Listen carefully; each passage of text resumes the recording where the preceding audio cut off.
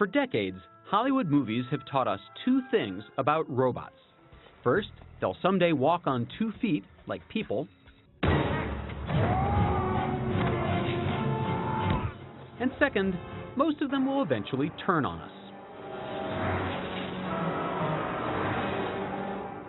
But in real life, humanoid robots like we see in the movies have always seemed to be 20 years away.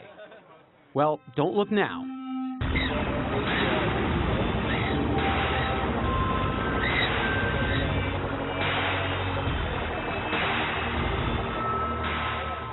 Last weekend, these robots competed in a competition run by DARPA. DARPA is the military's Advanced Technology Division. You may have heard of some of its previous projects: self-driving cars, GPS, and a little thing called the Internet. DARPA offered $3.5 million in prizes for robots that can navigate a disaster rescue scenario. With only intermittent remote control by a human operator, the robots have to perform tasks like driving, turning off a valve, drilling out a wall, crossing a pile of rubble, and climbing stairs. The crowd went wild. It is an extraordinary thing, isn't it? When the robot does well and it scores a point, everyone cheers as if they're the ones that are getting the point. And then, of course, when the robot teeters and then suddenly falls, everybody goes, oh, and they sympathize with it. Gil Pratt is the head of the DARPA Robotics Challenge. These are still the Model Ts, and I think that in coming years, first of all, the most important thing is reliability will go up, prices will go down, and we'll find more and more uses for this. Does this walk? I think that it just walks. Yes, just walking is a major accomplishment.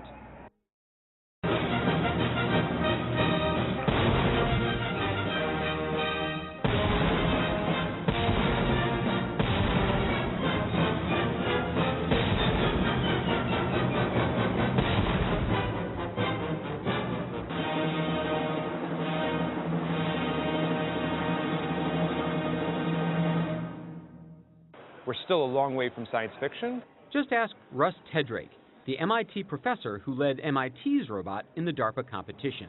Our robot has to actually sit in the passenger seat because he's too big to fit behind the driver's seat. That would be this one. Basically, it tried to drive while it was getting out of the car. It broke its wrist. It had to go through the rest of the competition with its right arm just dangling limp. Even with a broken right arm, the robot finished the course one-handed, earning a respectable 7 out of 8 points. This competition, a few similar competitions, have convinced the world that robots are capable of doing real things in the real world. That has led to massive new investments from Google, Apple, Uber, Qualcomm, you name it. And that's going to mean an acceleration of technology. Things are going to go really fast from here on out. You want to see something cool? Alex Garland would agree. He's the writer-director of Ex Machina, a movie that considers what technology might be like just a little bit in the future. So it seems like thinking robots are all of a sudden a thing again this year in popular culture. Why do you suppose that's a resurgence all of a sudden? Why has that happened?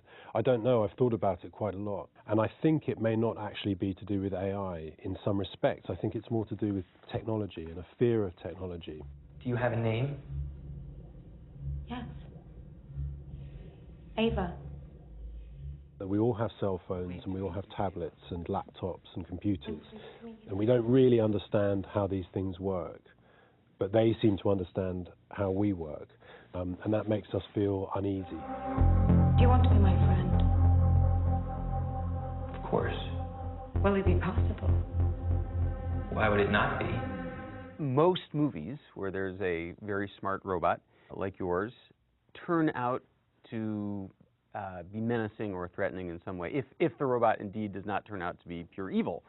Actually, in the case of this film, Ex Machina, I don't think the robot is evil.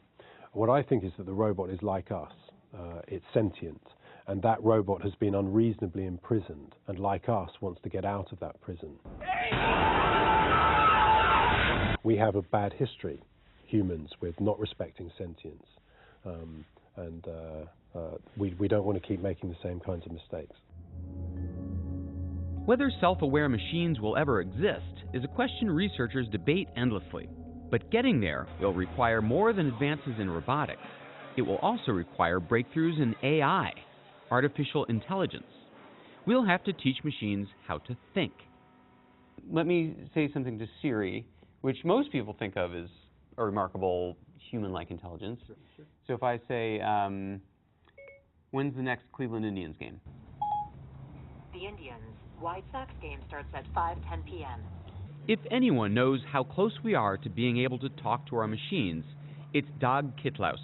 He and his team created Siri, Apple's personal assistant. Siri, by the way, also began life as a DARPA project. So the first thing that happens is you need to change and understand the sounds that you said and turn them into words. So that's the first step. And then the words need to be understood. So there's a artificial intelligence inside that understands the context. Now, sometimes I've noticed Siri seems to have a sense of humor. What's the best smartphone? Wait, there are other phones? Someone was anticipated and wrote that. It's not really a personality.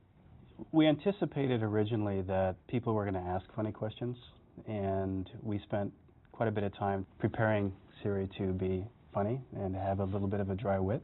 And so, as impressive as Siri is, she's not actually thinking. Everything she says was written in advance by a programmer. But after the Siri team left Apple, they began working on something much, much more ambitious, with much more intelligence. It's called Viv. You would be able to say something like, find me a great place to go, take my kids to the Caribbean in the last week of February. In a split second, Viv will consult several different services on the web, stores, travel agencies, databases, to execute much more complicated commands. The system would know who your kids are, the last 5 trips that you took, and approximately how much budget you'd like to spend on those types of vacations. It would begin a dialogue. It all sounds great, but not to everyone. Artificial intelligence, if we succeed in getting true AI that's smarter than us, will be the most powerful technology ever. And it'll either be the best thing ever to happen to humanity or the worst thing. And it's up to us now to see which way it's going to go. MIT professor Max Tegmark is so concerned, he started a group called the Future of Life Institute to consider the dangers of AI. And the basic concern is very simple. If you can make a machine which can outcompete us humans on all cognitive tasks, then by definition it's better than us also at programming AI. So first thing it can do is improve its own software. Now it's even smarter. Then it can do it again and again and again. You're not saying they're going to develop emotions and turn on us willingly, right? Is there a distinction there? That's right. There are a lot of misconceptions, and one of the most common ones is that somehow if you make your robot really, really smart, it's suddenly going to become sentient, and it's going to become evil, and it's going to decide to kill all the people. That's completely ridiculous. Being intelligent just means that you're really good at accomplishing your goals, whatever they are. Playing chess, getting rich, whatever. You just want to make sure that its goals are aligned with our human goals, and you'll be fine.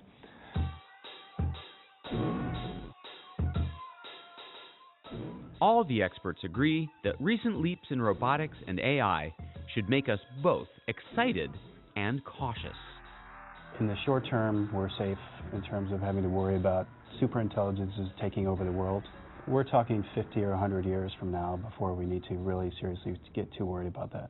Artificial intelligence contains dangers and benefits, and it's not going to be down to the AIs which of those we encounter. It's going to be down to us. You know, robots, artificial intelligence are going to change the way we interact with technology. There's no question. That's good. You know, that's a good thing, and we're going to have to adapt, but we're going to love what happens.